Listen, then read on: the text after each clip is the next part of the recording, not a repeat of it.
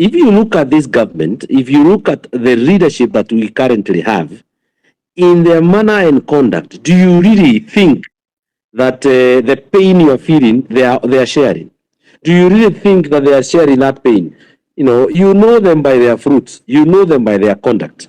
The conduct of these individuals is clear that we have the wrong people in office. So what is the solutions? Because I would want us to have conversations like this, proposing solutions and way forward.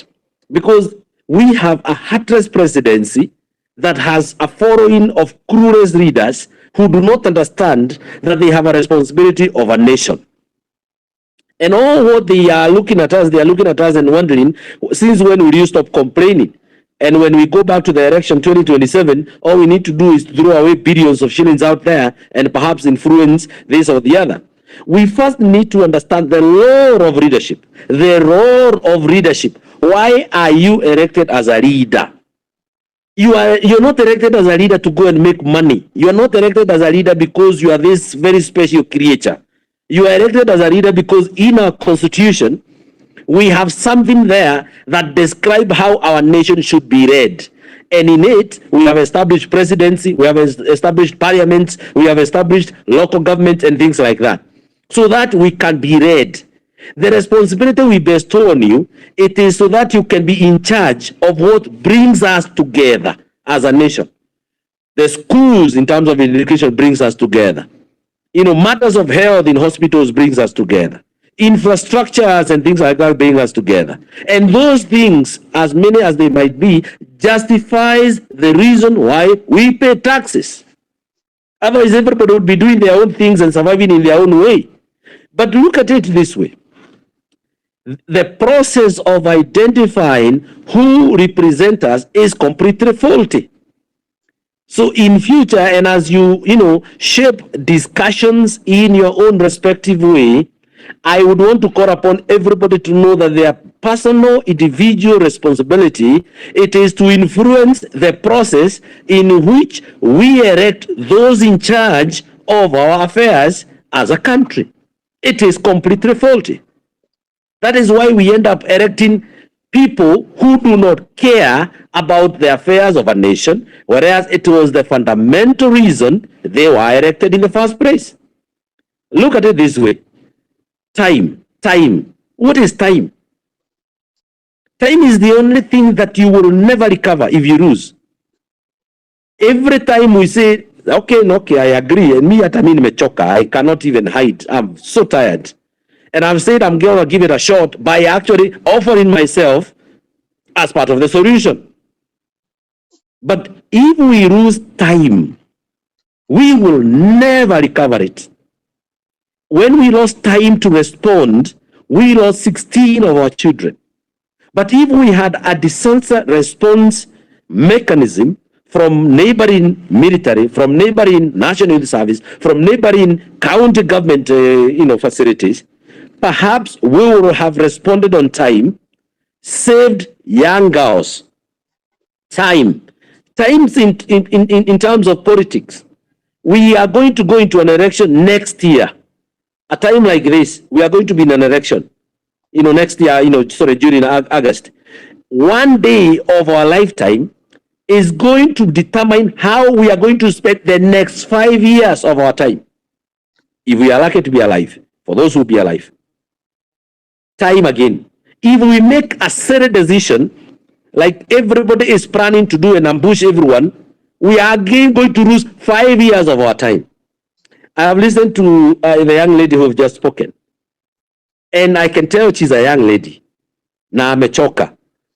Let me now tell you, my dear, if you lose another 5 years out of rubbish leadership that we have been erecting, you are not going to be young anymore. If you are 25, you'll be 30, 31.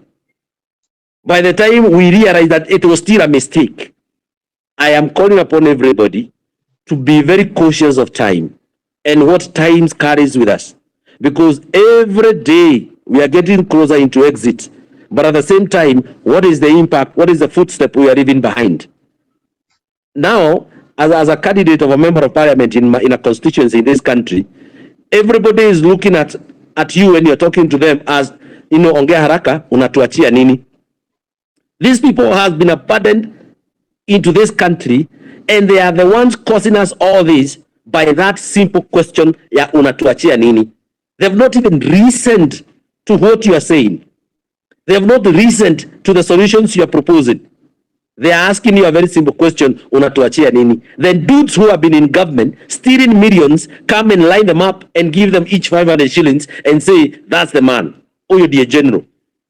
These people are the burden of this country. It is the high time that we realize that we, the people, are actually the solution, not the leaders.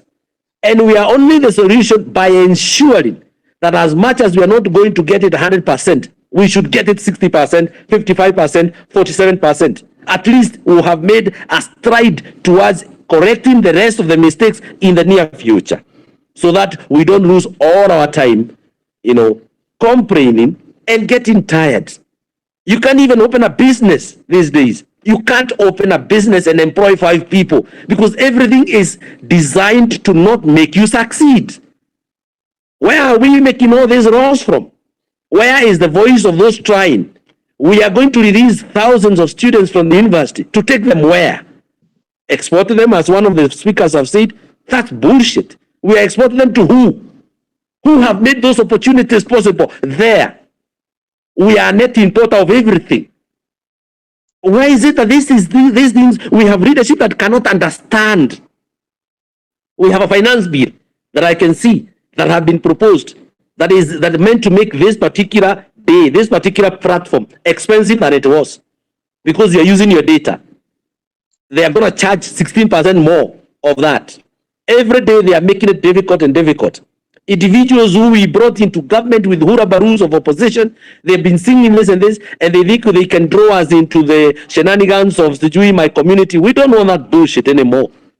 When we are suffering, all of us here. Nobody, the fuel pricing that has been hiked to heavens does not recognize who is Kipchumba, who is whatever. Guys in government, just making reckless pronunciation, targeting that community, the other one, and thinking that we are not going to hold them responsible. We are going to continue now holding every individual responsible. Ukifanya ujinga ni wewe umefanya ujinga. Sio jamaa mwenye hata hajui akujui na you come from the same tribe. Don't take us that route anymore. We are more clever. If it is Ruto, he is not performing. Ruto is not performing. It is not the community that is not performing. The last time I checked, the community was not in office. These are serious things. So individually, wherever you are, ladies and gentlemen, now start changing people's mindset. The biggest way of winning this battle is by ensuring every day you are changing 5 people on how they think. If you want to change a society, change the way they think. Change the way they think, because it's going to change and influence the way they will vote. Because as far as that still remains the same way, if that is not fixed, we are going to have parliament full of idiots. People who can be bought. Can you imagine a member of parliament being bribed with 10,000? 10,000. Others being bribed with sijui how many millions there to make a bad decision. We are already struggling with rumors that at the Ebola, quarantine or whatever center in Nanyuki or whatever it is, rumor or no rumor, who can agree to such nonsense? And when that disease is here, it's worse than COVID. So imagine those kind of decisions. Leadership is important. Those who rise to you that politics is bad, you should not be involved in politics. Kenya is politically run economy. All our major decisions in this country are made politically. That is the rule of the land. Unless we change that, that is what we have. We don't have any other. We don't have any other country to go.